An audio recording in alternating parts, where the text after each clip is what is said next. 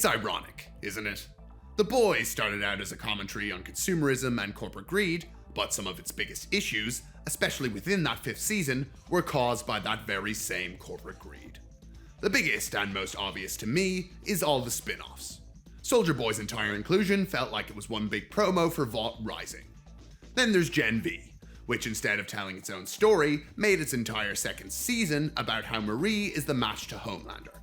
Only for the characters from Gen V to be barely present in season 5 of The Boys. And then, to top that all off, the show gets cancelled. Then there's how The Boys actually finishes. For one, there's never any earth-shattering stakes like promised. That's partially because of the seemingly tiny budget they had for season 5, but I'm also guessing it's because they didn't want to destroy the world of The Boys so that other shows can exist in it.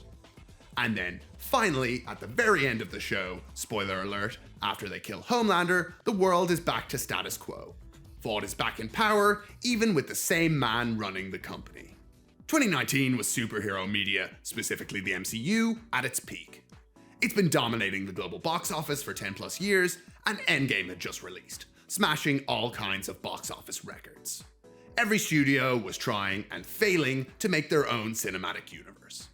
Enter The Boys, a series about superheroes that are idols to be admired, but behind closed doors, they get up to all kinds of heinous actions. It was perfectly timed commentary on not only superhero media, but celebrity culture as a whole. Even as early as the pilot, Butcher sets up the premise perfectly. He says to Huey that the reason that all Soup's crimes get shoved under the rug is movie tickets, merchandising, theme parks, video games, a multi-billion-dollar global industry supported by corporate lobbyists and politicians on both sides. The Boys got to play both sides, as on one hand it could be a critique of superhero media, while also being itself a very entertaining superhero show. It constantly made fun of the never-ending cinematic universes through its in-universe company, Vought. An entire plotline was dedicated to the Soups shooting their own superhero movie called Dawn of the Seven. Jabs were thrown at Marvel through the scenes of Vought announcing sequels and different phases for their cinematic universe. They made fun of the endless corporate pandering these companies would do, with their Brave Maeve campaign, or my personal favorite, Girls Get It Done. How they executed the Girls Get It Done plot thread is some of the smartest writing I've seen from a show. Throughout, they're promoting girl power and taking the piss that these companies will use mouthpieces of important social causes like feminism purely to profit from being trendy on those social causes. A scene I can't help but think of is the scene in Avengers Endgame, when all the female superheroes line up in the final fight, which came across to me as a very cynical corporate decision, as it didn't make any sense in context. However, The Boys was not only able to make fun of that, but showed that with smart writing, you can promote a similar theme without pandering to your audience. In the season 2 finale, Stormfront is trying to kill the Boys, who mostly don't have any powers. But she's stopped by the Soups of Starlight, Queen Maeve, and Kamiko. It made complete sense in context because they're the ones with powers, and it wasn't trying to pander to its audience. While it also gave us an awesome action sequence with female superheroes. It showed that you don't have to be cynical to do this correctly, and the audience loved it for that. Things start to go downhill, however, after season 3 of The Boys, when the first live-action spin-off was released, called Gen V. In concept, it still could work. If it stayed as its own isolated story, and worked on its own merits, it could profit by being in the world of The Boys, while not forcing you to watch either show to enjoy the other. And that's how season 1 mostly went. There was the occasional cameo from the main series characters, but I think you could enjoy the series while only vaguely being familiar with the main show. That was until the ending of the first season. Our lead characters were all split on the debate of Soup supremacy, and an all-out war was taking place on campus. That's just before Homelander shows up and sorts it all out. Marie and the rest of the cast, who weren't Soup supremacists, were sent to a Soup containment facility, while Kate and Sam, who were Soup supremacists, got promoted by Vought and Homelander as heroes. They showed up very briefly in season 4 of The Boys, and fortunately you could still know what's going on without having watched Gen V. But alarm bells were ringing. They intended to cross over these shows, and things were about to get much worse for season 2. A primary focus of the plot of Gen V's second season is how powerful our lead character Marie is. It's revealed that Marie was a part of Project Odessa, a process to make incredibly powerful soups from birth. The project was mostly a catastrophe, because there was only 2 survivors from the project, Marie and Homelander. Throughout Season 2, Marie and the gang put aside their differences and realize how evil Homelander and the wider world is. There's an extended plot sequence about a sticker in support of Starlight being constantly placed on an on-campus coffee shop, which is a plot that only makes sense if you've seen The Boys. By the end of the series, Marie and the gang join up with Starlight and the Resistance, implying they'll be major players in Season 5 of The Boys. I made a full video about why I really dislike this for The Boys, but the core premise of it was that the cast of Gen V will either rob the arcs of our characters that we've been following from The Boys, making it feel unsatisfying that we've watched that show, or they'll end up doing nothing. And if that turns out to be the case, why did I even watch Gen V? It turned out to be the latter, as they appeared in a total of 2 scenes of the show, doing absolutely nothing. It feels like a real slap in the face, because there's no reason to watch Gen V Season 2 at all. It didn't lead anywhere, and to top it all off, the show got cancelled. Now there will never be a resolution to those characters' arcs, and there's no reason to ever watch Gen V again. If it stayed its own thing, and it got cancelled, we'd at least have some form of closure. But it tried to interconnect. It wanted viewers from The Boys to watch it, and couldn't stand on its own, leaving its entire purpose completely hollow and meaningless. Maybe you just think I hate the world of The Boys and their shows, since the only videos I've made about them are negative. So I'm gonna list every single way that The Boys influenced my TV show Midlands Mayhem. When Butcher in Season 1 says, "Where's your rage?" in the soup recovery meeting, I took that line because I liked it so much and gave it to the main villain in one of the final scenes of my show. There's a scene between a character Mad Jack and his granny. When things start going wrong, trying not to spoil here, the music goes out of key, like how it does with Homelander's heroic entrance music at the end of Gen V Season 1. Speaking of Mad Jack, his inspiration at the start of the show was a combination of Homelander's more pathetic elements and Starscream from the 1986 Transformers movie. Then finally, my main character dynamic between Ennis and Canner was inspired by Butcher and Huey. So if any of that interests you, you can watch all episodes for free right now on midlandsmayhem.com. Also, if you want to join my cinematic universe of YouTube videos, please subscribe. I have a video coming out straight after this one about how Season 5 of The Boys could have been good. Anyway, back to the video. Okay, let's back up and discuss why I dislike the concept of interconnected spin-offs so much. There are 3 main reasons to look at, and let's use my beloved Daredevil as an example. The first and probably the smallest issue is, it's a nightmare for figuring out what the watch order of a series is. For Daredevil, I have to start with the first 2 seasons, then watch Jessica Jones, Luke Cage, Iron Fist, and then The Defenders, and only then am I allowed to watch Season 3 of Daredevil. Imagine recommending the show to a casual TV watcher and having to explain that. Secondly, what if I don't like the other TV shows? Then I'm forced to sit through however many episodes from a show I don't like, just so I can watch the show that I was trying to watch in the first place. I mean, who really wants to sit through Iron Fist just to watch Daredevil? Then third, if I decide that I do want to give those other shows a miss, then I'm completely lost for when those characters show up in the main show.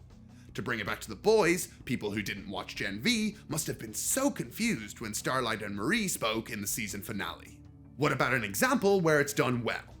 Better Call Saul is the finest example of this, and mostly avoids every issue. For one, when you watch Breaking Bad, you don't have to have seen Better Call Saul to know what's going on. It's not a confusing timeline at all. Just watch Breaking Bad, then Better Call Saul. No complex orders there. And you can watch nearly all 6 seasons of Better Call Saul without having seen Breaking Bad and still have a complete story. The only minus point I have to give it is, those final 3 episodes of Better Call Saul, you do need to have seen Breaking Bad. But I'll let that slide for one of the greatest TV shows ever made. Soldier Boy was a fan and personal favorite from Season 3 of The Boys. At the end of that season, he was put back into a cryo chamber so he could be reawoken in a future season. He was brought back in Season 5 of The Boys, and I, like many viewers, was excited for his return. But something felt seriously off about his inclusion in that season. By this point, Vought Rising had already been announced, a prequel series focusing on Soldier Boy in the 1950s. Soldier Boy got his powers from V1, a much more unstable formula of Compound V that granted the user immortality. Stormfront from Season 2 and Bombsight, who will be a lead character in Vought Rising, both have V1 injected in them. A primary focus of the plot of Season 5 of The Boys was Homelander trying to get V1. He wanted to live forever and be safe from the soup virus that the boys have. Through the episodes of Season 5, Soldier Boy is extremely flip-floppy on whether he likes Homelander or not. Things come to a head when Sister Sage tries to sow division between them by showing Soldier Boy videos of Homelander and Stormfront. It turns out that Stormfront, or Clara, was Soldier Boy's one true love. This is despite the fact that in Season 3, that person is supposedly Crimson Countess. Or that Soldier Boy has an offhanded comment that he had sex with a soup called Liberty once, which is an alias for Stormfront. It's an odd way to talk about your one true love, especially because this is the only time that she was mentioned by him prior to Season 5. Or it's a bit weird that Soldier Boy probably hated Nazis, which of course Stormfront is. Anyway, it turns out that the person that has V1 is Bombsight, one of the original V1 soups, who just so happens to be in the prequel Vought Rising. There's a decent amount of time dedicated to Bombsight's love story and how he was saving the V1 in hopes for his love interest to take it so that they can live together forever. Then Soldier Boy and Bombsight settle all their differences. Soldier Boy takes away Bombsight's powers so he can grow old with his love interest. Bombsight gives Soldier Boy the V1, and he then gives the V1 to Homelander, despite their problems with each other, because it's what Clara would have wanted. Well, that's a lot of our final season of The Boys dedicated to a character for a spin-off show. It's almost as if that was serving as a backdoor pilot. But okay, now Homelander has the V1, and there's no need for any more characters from a different show. So what does Homelander do with it? If your guess was absolutely fucking nothing, and if you cut this entire plot from the show it wouldn't be any different, then you're right. Leave a comment to collect your prize. To top it all off, Soldier Boy in his final scene in Season 5 talks about leaving to travel around South America. Isn't there a sequel series to The Boys set in Mexico? Then instead of any finality for our character, or closure to any arcs, Soldier Boy is put in the cryo chamber again, just so he can be fucking wheeled out for the next fucking show. But no, we can't kill him or have any resolution to MM's arc in the series, because there might be multiple timelines in Vought Rising. So we might just get a modern day plot for that show. Let's keep him safe and tucked away, just in case. I bet those executives are really mad that Stormfront died in Season 3. Every season, Homelander is getting closer and closer to going crazy. Oh no, the Flight 37 video gets leaked. Does he go crazy? Nope, it's just AI. Who cares? Then wait, he just needs the V1, then he can go crazy. Okay, he has V1. We just have to wait until he lets the world know that he's God, then most people can reject him, and then he'll go crazy. Nope. The most we ever get is him saying that people will never welcome him into their hearts before Butcher kills him in a terribly executed fight scene.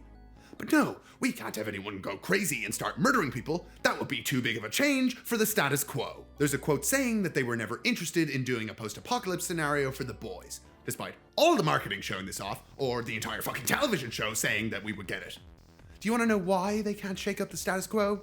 Because if he did go crazy and start destroying the world, we wouldn't be able to do any future shows because it would be a post-apocalypse, despite promising it the entire fucking time. There's another quote saying, if you were expecting massive battle scenes, you picked the wrong show. I'm sorry, you picked the wrong fucking genre. This is like making a Western and going, sorry, were you expecting cowboys? Yes! Why the fuck would you pick a superhero show and barely put any fight scenes in it? You can't constantly promise ginormous stakes and never deliver. Not only that, they put a bunch of characters with superpowers in it. If you didn't want to do massive battle scenes, there shouldn't have been so many characters with powers. Also, there's a massive battle scene near the end with the military versus a bunch of soups at the White House in the comics.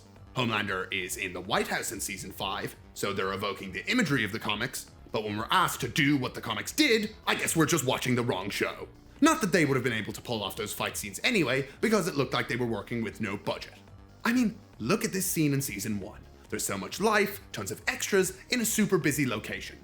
But in Season 5, we're going from empty room to empty room. The VFX quality dipped majorly this season, and Butcher uses his powers like twice. But I suppose, why would we want to put money in our final season? People are gonna watch it anyway. Instead of scorched earth, let's just have a scorched fucking carpet. Where did all that money go? If only they were making a 1950s period piece about superheroes that's going to require a large budget and lots of VFX. And then, for the final slap in the fucking face, do you know how the series ends? Homelander and Butcher die. Starlight is a freelance superhero, and they're resetting up the Department of Soup Affairs to manage soups if they go rogue. Vought is still up and running, with Stan Edgar returning as CEO no less. Big bad Homelander is gone at least, but the entire system that created him is still lively as ever. There's no core shakeup in the world, because we still need more stories, and how will we do that if Vought doesn't exist? The characters were in this situation at the start of season 3, but immediately realized that it was corrupt and funded by Vought. Why would it be any different this time? Well, I suppose Homelander's gone, but in the words of Stan Edgar himself, he's nothing but a product. No problems have been solved, and we're just back to where we were, just so we can have more fucking shows. In season 2 of The Boys, they used the term VCU ironically, the Vought Cinematic Universe. But now, with all these spin-offs coming, the term is being used bold-facedly without a single hint of irony. The thing is, I wouldn't even mind more shows coming out after The Boys if they were willing to take risks in The Boys. Imagine Homelander did go crazy and destroy the world. Then we got a sequel series that was set in a post-apocalypse. A post-apocalypse with superheroes? That would be amazing! But nope, everything has to be safe and there's no wider consequences. They even had the gall in this season to make fun of the Sony live-action Spider-Verse. Guys, read the fucking room. It's just so sad how one of my favorite series ever became a parody of itself. I won't blame it exclusively on corporate intervention, because there's a whole heap of bad writing to blame as well. But I just can't understand the thought process. Has there ever been a successful backdoor pilot? Why does everything have to interconnect? Why can't we just put smart creatives running these shows? Peacemaker was mostly a great series, and after watching The Suicide Squad, they clearly had no intention of making a spin-off with him. So you don't need to set this stuff up. You can just make cool movies and TV shows. They'll attract attention from the brand and their quality. If I ever end up watching these spin-offs, I'll always have it in the back of my mind that it'll turn out like the main series. I hope the quality and the response to this last season shows that people want more original, self-contained stories.